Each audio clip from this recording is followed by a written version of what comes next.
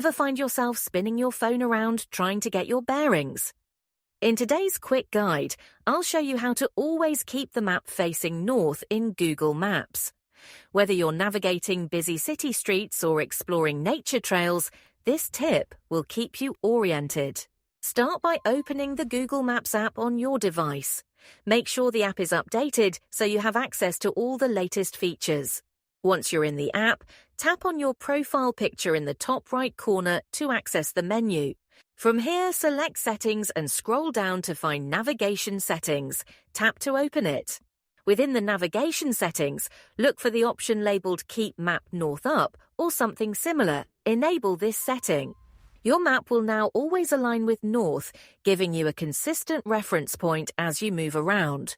If this tutorial was helpful, give it a thumbs up and share it with others who might need it.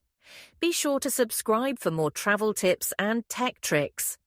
Thanks for watching and happy navigating with Google Maps.